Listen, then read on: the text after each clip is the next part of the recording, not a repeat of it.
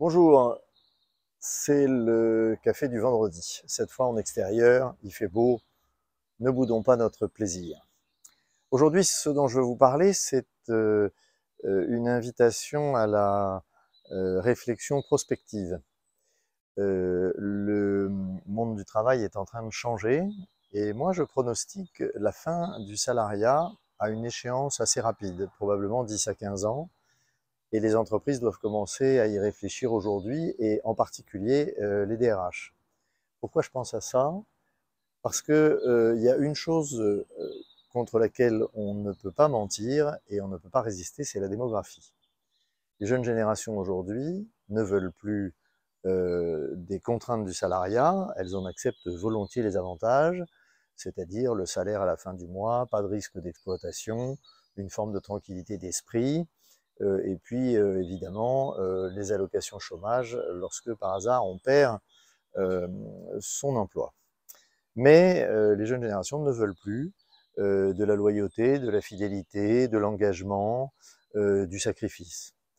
Et pourtant, les entreprises capitalistes sont toutes organisées en France, à la différence de l'administration, et dirigées par des gens qui sont libres de recruter ou de ne pas recruter, qui sont libres de fermer leur entreprise ou de la développer, et qui n'ont pas pour habitude de se soumettre, mais éventuellement de s'adapter, et de s'adapter dans leur intérêt.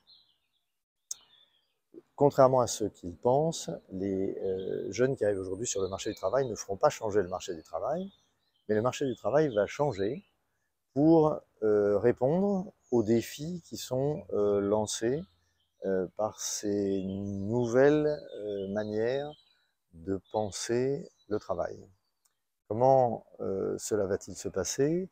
Eh bien, selon moi, un certain nombre d'entreprises sont déjà précurseurs là-dessus.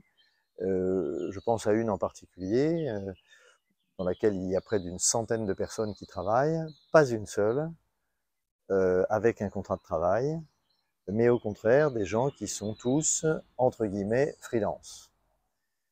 Freelance, c'est-à-dire auto-entrepreneur. Oui, parce que les entreprises ne pourront pas éternellement vivre avec les contraintes que leur impose le droit du travail, les contraintes que leur impose le marché en général, et de l'autre côté, une population de salariés jeunes, nouveaux, arrivant sur le marché du travail et refusant ces contraintes, avec une espèce d'égoïsme consistant à les laisser à l'employeur, que l'employeur se débrouille avec ses contraintes. Moi, je pense d'abord à mon nombril, mes cours de pilates, le chat de ma copine que je dois garder le mercredi après-midi quand elle va faire son cours de danse, et l'entreprise s'adaptera à moi. Eh bien non, ce n'est pas ce qui va se passer. Ce qui va se passer, c'est très exactement ce que je vais vous décrire maintenant. Les déséquilibres que vont créer probablement dans le système l'augmentation du nombre de CDD demandés et non pas de CDD subis, les déséquilibres que vont créer dans le système les très faibles cotisations des auto-entrepreneurs, la demande un peu contradictoire de sécurité au sens de la sécurité du travail que recherchent les jeunes générations tout en refusant les contraintes.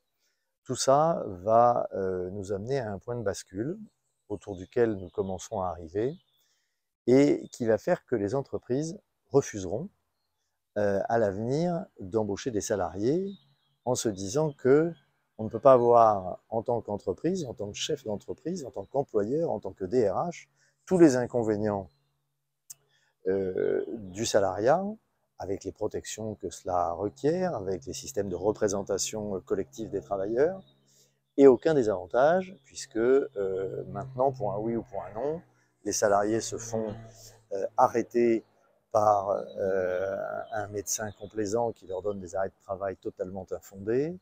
Pour un oui ou pour un non, un salarié peut saisir la justice lorsqu'il considère qu'on l'a regardé un peu de travers ou qu'on a fait une réflexion aimable sur son nouveau pantalon ou sa nouvelle veste, en considérant qu'il s'agit de propos éventuellement discriminatoires ou sexistes ou sur son apparence. Pour un oui ou pour un non, on peut aller saisir un syndicat pour lui demander son appui, et on a toujours une oreille assez bienveillante et attentive des juridictions prud'homales, puis des chambres sociales de cour d'appel. Ça ne va pas durer, et les employeurs commencent à s'organiser. Alors, il y a plusieurs vagues qui sont en train d'arriver, mais que l'on remarque assez peu finalement. La première, c'est la sous-traitance, externalisée complètement, parfois à l'étranger, vers des entreprises capables de fournir le même service, mais en externe. Et les moyens modernes nous permettent d'obtenir ce genre de service. La deuxième, c'est l'intégration dans les équipes de plus en plus de freelance. Bien sûr, vous êtes DRH, vous êtes chef d'entreprise, vous avez déjà entendu parler de la requalification en contrat de travail des contrats libéraux, des contrats de freelance, et c'est un des éléments qui vous inquiète. Et aujourd'hui, vous avez raison, mais c'est avec l'ancien logiciel, le logiciel d'avant, celui dans lequel le droit du travail et le contrat de travail étaient dominants, et dans lequel l'exception était le contrat de freelance. Avec l'augmentation du nombre de freelance, ce principe va se retourner. La requalification ne sera même pas recherchée, ne sera même pas intéressante.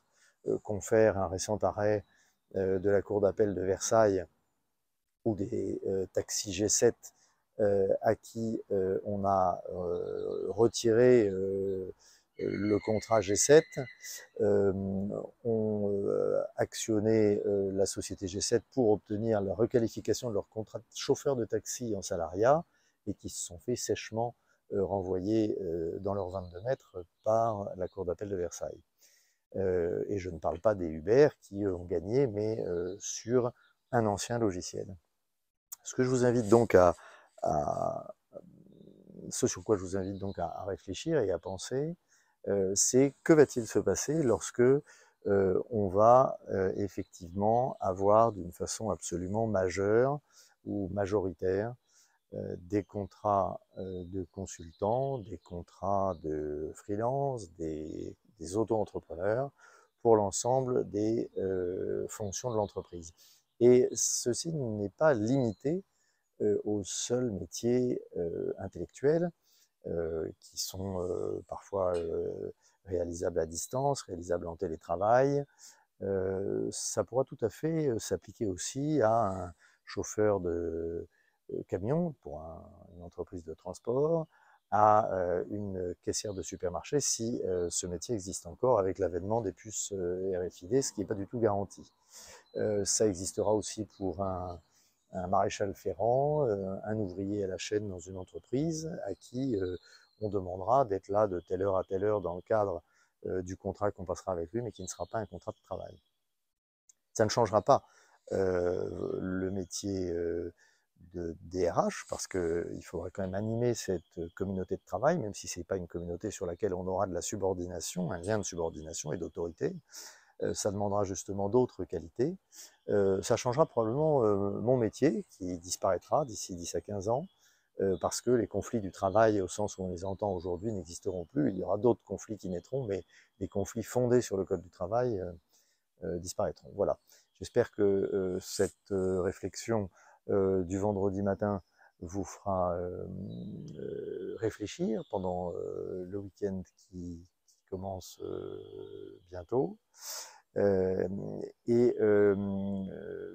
que cette vidéo, si elle est conservée dans vos archives pendant une quinzaine d'années, ressortira alors, et que vous vous direz que vous aviez bien fait d'anticiper en écoutant cette vidéo, et d'organiser votre entreprise pour être prête à cette révolution absolue qui est en train d'arriver 15 ans auparavant, c'est-à-dire aujourd'hui.